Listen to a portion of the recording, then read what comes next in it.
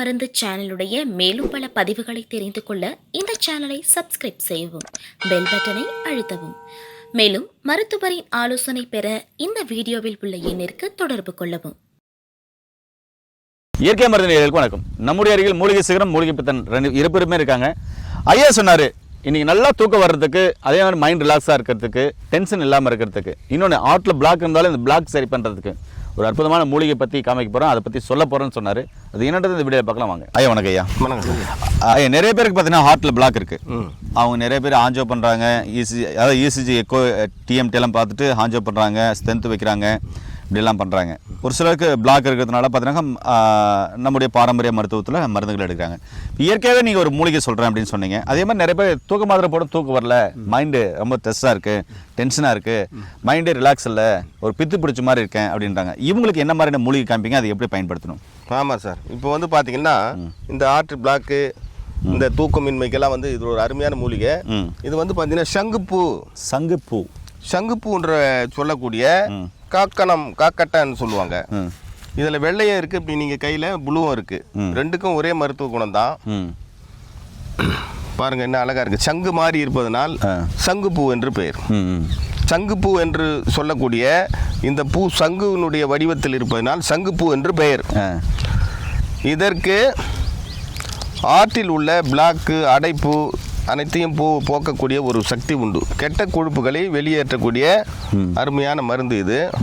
மருந்து என்று சொல்றது கூட இது உணவே மருந்து, மருந்தே உணவு என்று சித்த மருத்துவ தத்துவத்தின்படி இந்த மூலிகை உணவாக அனைவரும் குழந்தை முதல் பெரியோர் வரை சாப்பிடலாம்.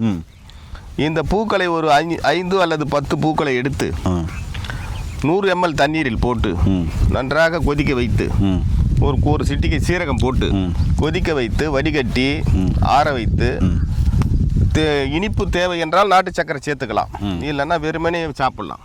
தொடர்ந்து சாப்பிட்டு கொண்டு வரும்போது ஒரு 48 நாளைக்கு ஆற்றில் உள்ள பிளாக் போக்கும், அடுத்து நல்ல ஞாபக சக்தி உண்டாக்கும், தூக்கம் நன்றாக வரும்.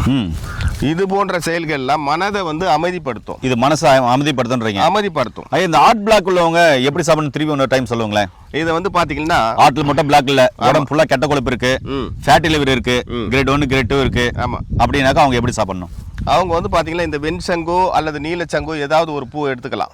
ஒரு 5 முதல் 10 பூ அளவு எடுத்துக்கிட்டு 100 ml தண்ணி அதில் வச்சுட்டு ஒரு 1/2 ஸ்பூன் சீரகம் எல்லாத்தையும் ஒன்றா சேர்த்து நன்றாக கொதிக்க வைத்து வடிகட்டி எலுமிச்சை சாறு ஒரு 3 அல்லது 4 சொட்டு அதில் விட்டு லேசாக கலக்கிட்டு அப்படியே சிப் பண்ணி அப்படியே குடிச்சிட்டே வந்தாங்கன்னா ஆற்றில் உள்ள பிளாக்கை வந்து எடுத்துரும். உடம்புல இருக்கிற கெட்ட கொழுப்பு எடுத்துரும். மனதுக்கு அமைதி தேண்டும், நன்றாக தூக்கம் வரும். அப்படி ஒரு அருமையான மூலிகை தான் இந்த காக்கணம்னு சொல்லக்கூடிய சங்குப்பூ. ஐயா, நீங்கள் சங்குப்பூவை சாப்பிட்டு காமிங்க. அப்படி நண்பர்களே பார்த்தீங்கன்னாக்க ஹார்ட் பிளாக் உள்ளவங்க, அதே மாதிரி தூக்கமே இல்லைன்றவங்க இந்த சங்குப்பூவை தாராளமாக சாப்பிட்லாம். இது நல்லா இனிப்பாக இருக்கும். ஆமாம், டேஸ்ட்டாகவும் இருக்கும். இது பாருங்கள், 2 பேருமே சாப்பிட்றாங்க. இது ரொம்ப அருமையாக இருக்கும். என்ன டேஸ்ட்டில் இருக்குன்னு சொல்லுங்கள். நீங்களும் என்ன டேஸ்ட்டில் இருக்குன்னு சொல்லுங்கள் ஐயா. என்ன டேஸ்ட்டில் இருக்குது? இனிப்பு, மெல்லிய தொகர்ப்பு, மெல்லிய கசப்பு.